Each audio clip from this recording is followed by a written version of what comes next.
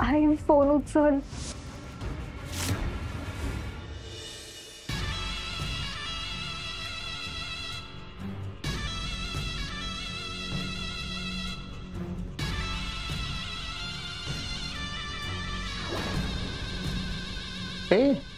बेटाजी, तुम्ही आमच्या या साधना कक्षात कसे काय आज? चाचाजी, खूप वेळा वाटतं की तुमच्या रूम मध्ये यावं, तुमच्याशी बोलावं, पण तुम्ही साधनेमध्ये असता. मग मला वाटत होतं की तुला आता माझी गरजच राहिली नाही. मोठा झालाय आमचा नरहरी. चाचाजी, मी कितीही मोठा झालो तरी तुमच्यापेक्षा मोठा नाही होणार ना कधी. आणि कितीही मोठा झालास तरी माझ्यासाठी माझा लाडला नरहरीच राहणार आहेस. बोल, त्यावेळेस काय समस्या आहे? एक मिनिट. जे काही असेल त्यात 100% सोल्युशन निघणारच आहे हे पक्क ठरव आधी मनात. बोल स्वतःशी म्हणा, बिलकुल पॉझिटिव्ह. आता बोल. घरातलं वातावरण सध्या ठीक नाहीये.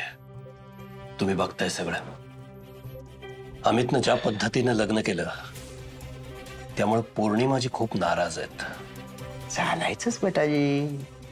असं नाही चाचाजी, पण त्यामुळं आपल्या नव्या बहूच्या चेहऱ्यावर जी खुशी दिसायला हवी ती दिसत नाहीये.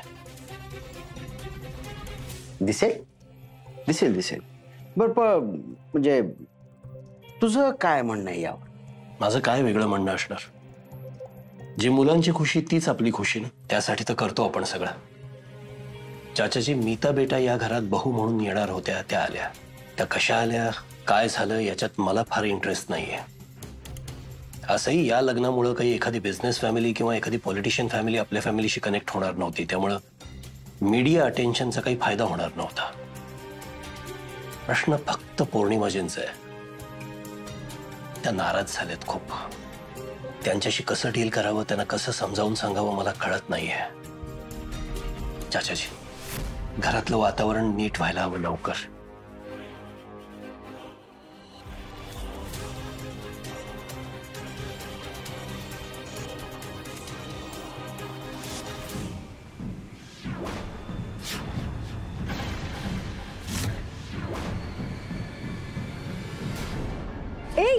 मीता, मीता. Amit, sorry sorry. काय झालं मीतू? मला ना कळलंच नाही. मला वाटलं काय वाटलं? मीतू, माझ्या खोलीमध्ये मी सोडून कोण येणार आहे?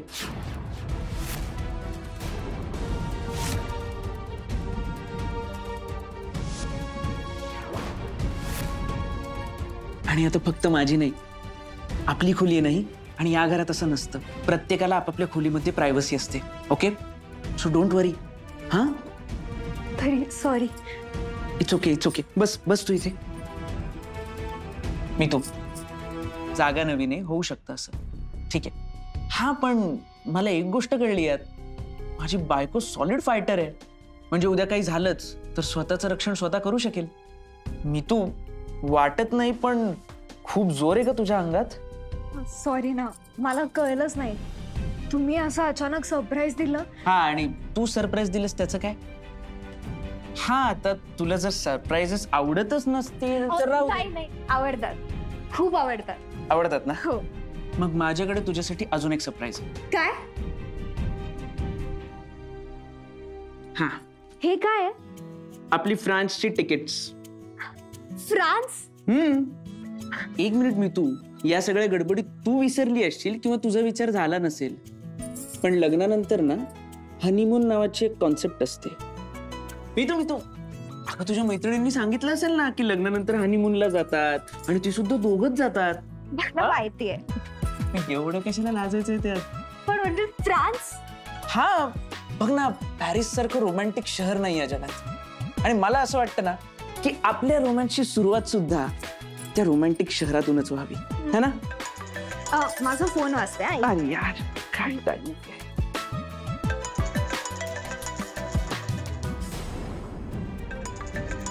विजय दादा. घे ना मग. नाही, मला आता ना बोलायचंच नाहीये त्याच्याशी.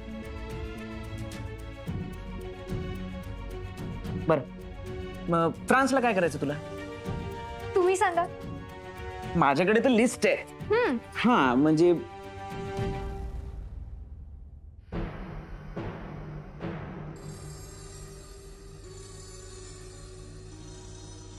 काय झालं सर? फोन उचलला नाही. तुम्ही फोन कशाला करताय? आपल्याकडे प्रूफ आहे, आपण डायरेक्ट जाऊ उचलूयात तिला. सुविचार क्रमांक 27. सगळ्या लढाया शक्तीने लढायच्या नसतात. चौधरी मॅडमने आपल्याला काय शिकवलं होतं? अनुलोम विलोम. करेक्ट. ज्यामुळे आपण कुठल्याही सिच्युएशन मध्ये शांतपणे विचार करून निर्णय घेतो. विकी सारडाला आपल्याला जसं उचलायचं होतं तसं आपण उचललंच. आता मीता सारडाला आपण कसं उचलायचं हे मी तुला सांगतो. कसं? अनुलोम विलोम. नाही कर.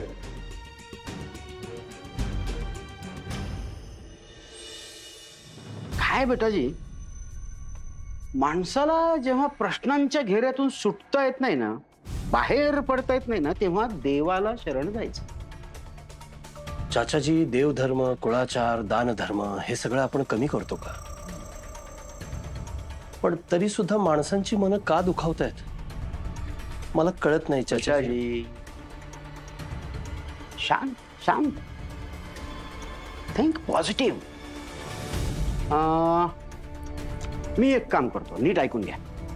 मी उद्या सरळ जाहीरच करून टाकतो सकाळी की आपण सगळे पारसवाडीला जात आहोत. का? अरे का? का म्हणजे काय बेटाजी? बेटाजी, आपल्या घरात लग्न झालंय, नवीन सून आलीये आणि पारसवाडी हे आपलं मूळ गाव आहे, आपलं कुलदैवत आहे तिथे. मग नव्या नवरा नवरीला, अमित आणि मीताला देवीच्या चरणावर घालायला नको, हो की नाही? म्हणजे हा कुलधर्म आणि कुलाचाराचा भाग तर आहेच, तो महत्वाचाच आहे. पण या निमित्तानं आपण सगळे मिळून एकत्र बाहेर पडलो तर एक सहल पण होईल. मग तिथे वेगळे विषय, वेगळ्या गप्पा, खेळीमेळीचं वातावरण. काय सांगता? मीता आणि पौर्णिमा या थोड्याशा एकत्र येतील सुद्धा, जवळ येतील सुद्धा, आहे की नाही? नाहीतर इथे राहून काय होणार आहे? तेच विषय, तेच वातावरण, तेच टेन्शन, त्याच आठवणी. कसं असतं, ही जी देवस्थानं आहेत, ही शक्तीस्थळं आहेत ना, त्यात एक जादू असते. मोडलेलं सगळं जोडण्याची, अस्वस्थ मन शांत करण्याची एक शक्ती असते अशा ठिकाणी. आवर्जून जायला.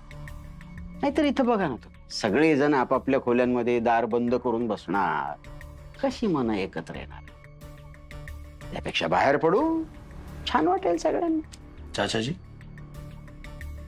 तुम्हाला माहिती आहे मी लहानपणापासून अडचणीत आलो की पहिल्यांदा तुमच्याकडे येतो. कारण मला माहिती आहे चाचाजींकडे माझ्या सगळ्या प्रॉब्लेमचं सोल्युशन असणार. काय बेटा, भैयाजींना शेवटी मी वचन दिलं होतं, त्यांच्या माघारी तुझी सगळी जबाबदारी ही माझी आहे आणि मी ते वचन निभावणार, माझ्या शेवटच्या श्वासापर्यंत निभावणार. फक्त एकच म्हणणं आहे, तुम्ही पॉझिटिव्ह राहा. Always think positive. You are the anchor of this Sarda empire. You are my diamond.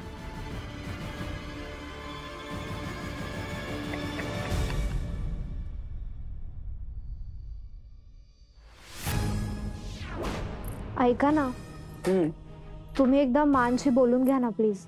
कशाबद्दल? त्या बोलतच नाहीयेत माझ्याशी सकाळपासून.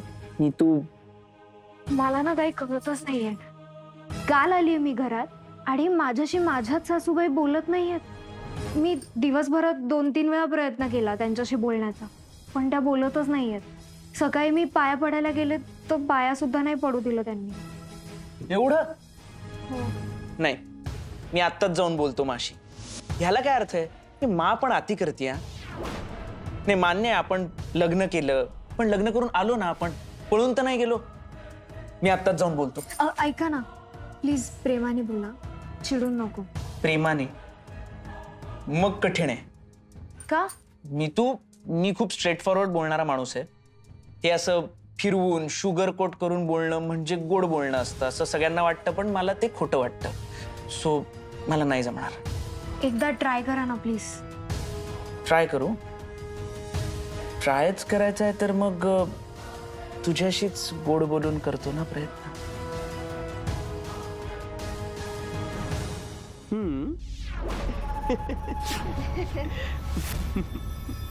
मीतू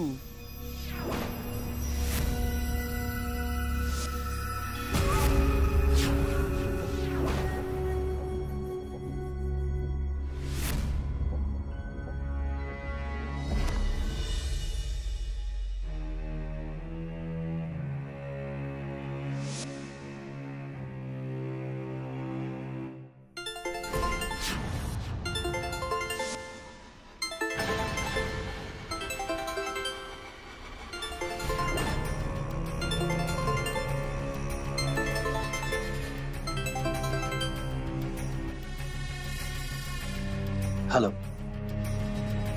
जी जी हाँ जी बोलिए ना। कल नहीं मैं कल नहीं आ सकता दुबई। मैं कल नहीं। अरे आप जरा बात को समझिए ना। अभी लोगों की नजरें हैं ना हम पे। लोगों की नजरें हैं हम पे। मीडिया है, पुलिस है, दुश्मन है हमारे।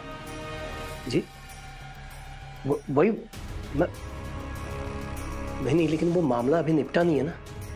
नहीं बिल्कुल नहीं। मेरे बेटे की शादी भी धूमधाम से नहीं की हमने।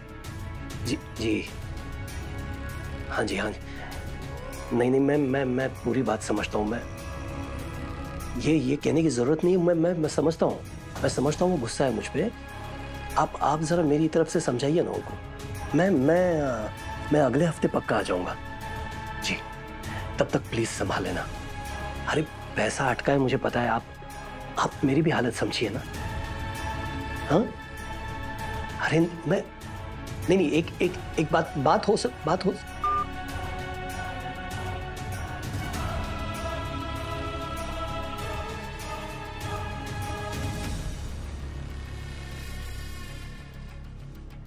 गोविंद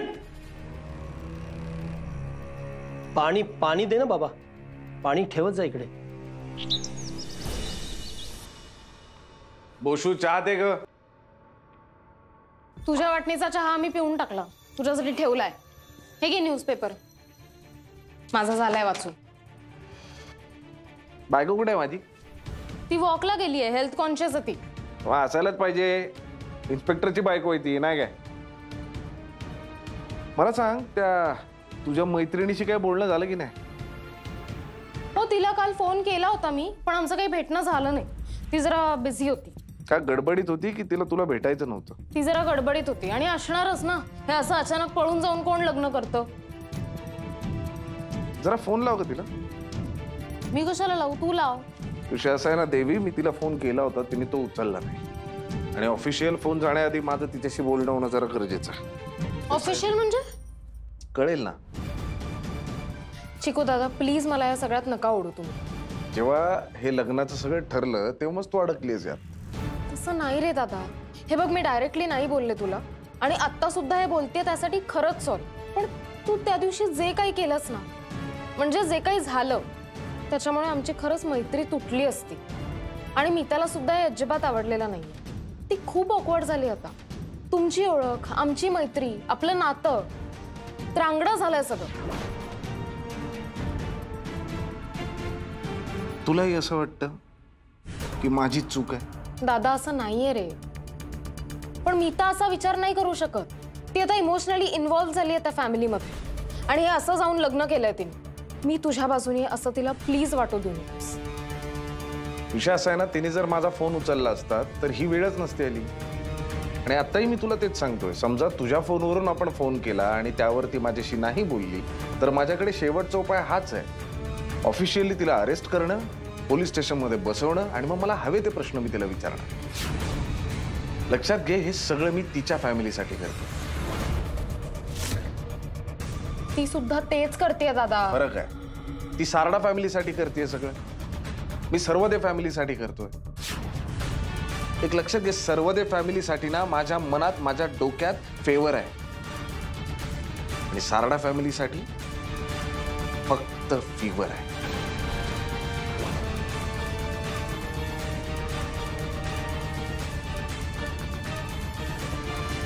छान।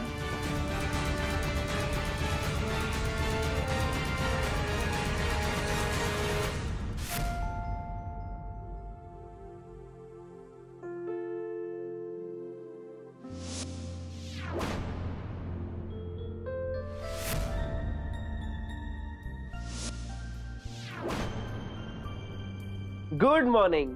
Bed tea is ready. Good morning. Tab? आवडला ना? अहो पण इतकं महागडं गिफ्ट कशाला? अगं माझ्या लक्षात आलं की दिवसभरात तुझ्याकडे भरपूर वेळ असतो आणि करायला विशेष काही नसतं, सो एक छोटंसं गिफ्ट.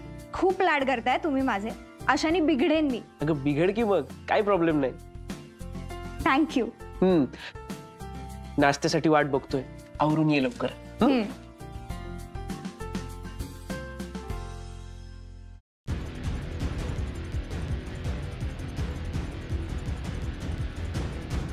दादा तुम्ही? काय झालं? चकलीस का? I am sorry. अमित नाही आहेत रूम मध्ये, खाली गेलेत नाश्त्याला. मला तुझ्याशी बोलायचंय. हे बघ मीता, काल जे काही झालं ना ते फक्त एक मिसअंडरस्टँडिंग होती. इट वॉज अन ऍक्सिडेंट, बाकी काही नव्हतं त्यात. सो तू दादा प्लीज तो विषय नको.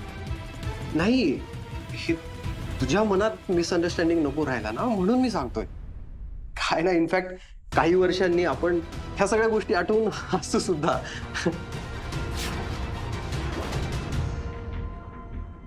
मला एवढंच बोलायचं होतं, कारण रात्रभर मला झोप नाही. तू अमितला काही सांगितलं नाहीयेस ना?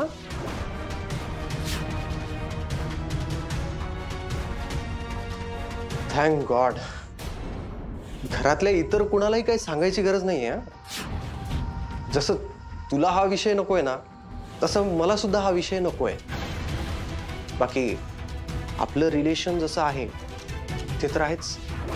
तुला कधीही काहीही शेअर करावंसं वाटलं, I am always there for you.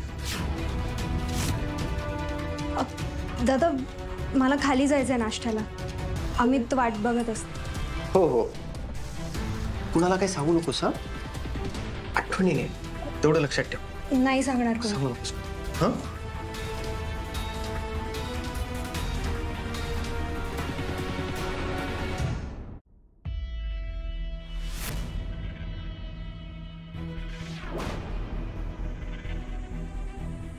तू माझ्या खोलीमध्ये काय करतेस? निघ. Good morning. गुड मॉर्निंग बेटा. Good morning. मा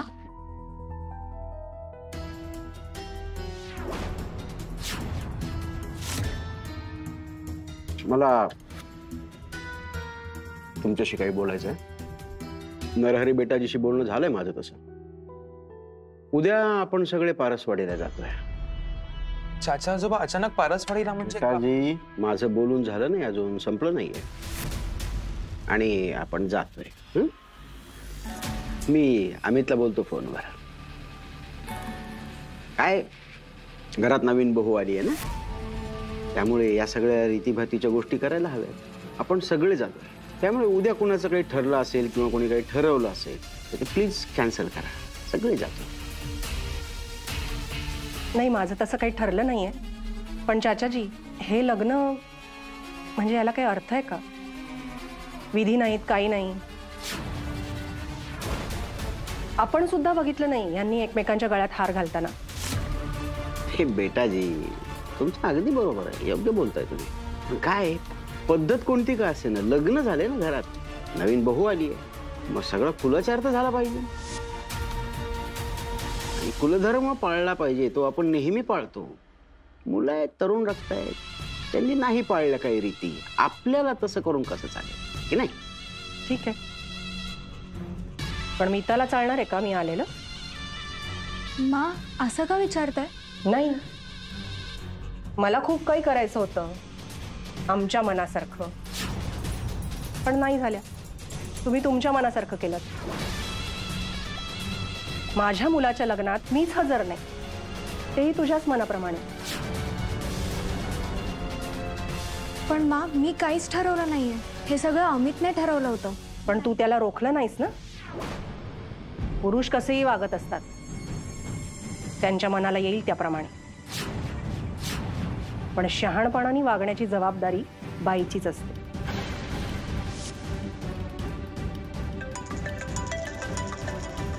घे फोन घे.